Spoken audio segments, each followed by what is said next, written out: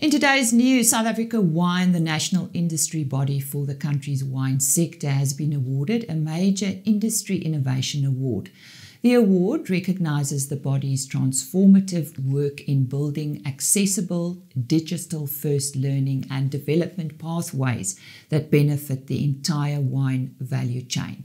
This achievement comes just 2 years after the formation of South Africa Wine as the umbrella organisation representing the country's wine producers, sellers, exporters and other stakeholders.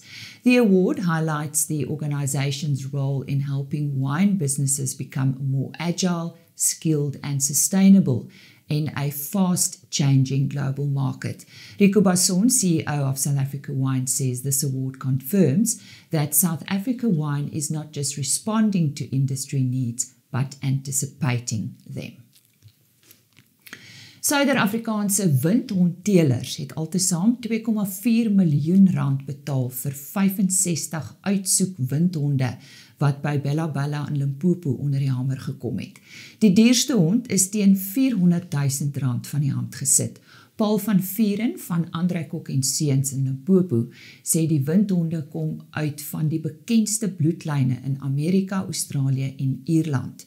Een van die voorouers, The Machine van die reën Droopy's Cane uit Precious Story, is een van die bekendste windhonde in Ierland, wat die 5de meeste prysgeld in wedrenne daar verdien het. Die honde wat op die veiling aangebied is almal vir spoed geteel en nie vir jagdoeleindes nie. Die honde het beskikbaar geraak toe die vennootskap tussen Van Vieren se V8 stoetery en Gert Du Plessis se Namibian Greyhounds van Okahanja in Namibië beëindig is en hulle besluit het om die 65 honde te verkoop. Rooi vleisbedryfdienste, oftewel RMIS, se operasionele sentrum by sy hoofkantoor in Pretoria, is gereed vir 'n nasionale gekoördineerde aksie teen back-enclosure uitbrekings wat verskeie provinsies tuister. Die sentrum sal in 3 verskillende fases uitgerol word. Die doel is om vinnige implementering, relevantie en operasionele doeltreffendheid te verseker. Fase 1 sal op die vestiging van die sentrum se kernoperasionele vermoëns fokus. Hierdie fase lê ook die grondslag vir doeltreffende koördinering en beheer. Die RMIS maak van 'n bestaande nasionale netwerk van 177 privaat herkouer veeartse gebruik, wat daagliks die back-enclosure situasie op grondvlak monitor. Die bestaande veeartsrapporteringsstelsel, tesame met 'n aangewese WhatsApp-kanaal, sal nou ook vinnige, tydige kommunikasie oor moontlike siektegevalle direk aan die sentrum verseker. Plaas Media has just announced the winner in its 4th Veeplaas Climate Smart Ambassador project. Willie Storm is a livestock farmer who farms with commercial beef cattle and is well known for his passion for veld management, controlling bush encroachment, and his dedication to climate smart practices on his farm. Willie is no stranger to the competition and participated in the competition in 2022, where he was a finalist. He has since also been involved in the Farmers' Days every year as a speaker and a guest. The other finalist in the competition was Stefan Bakker, who farms near Uppington. A Farmers' Day will be presented on Storm's farm during the first week of August. Be sure to watch the press and social media for more details.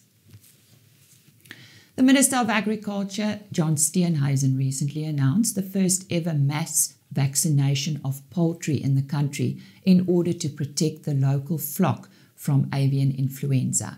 The vaccination team comprises of poultry specialist vets from the University of Pretoria, along with the Agricultural Research Council. They've received a list of farms from the poultry industry and is prioritising high-risk areas and commercial flocks to contain the virus and prevent further culling. Another 50 animal health technicians will be assisting with the vaccination rollout. The CEO of the South African Poultry Association's broiler organisation, Isak Breitenbach, says until now they were not allowed to vaccinate preemptively. This step marks a new direction in the approach to managing this disease in the country. En trekkerverkope van 635 eenhede in Mei is 12% meer as die 566 eenhede wat verlede Mei verkoop is. Vir die jaar tot dusver is trekkerverkope nou byna 20% meer as verkope verlede jaar.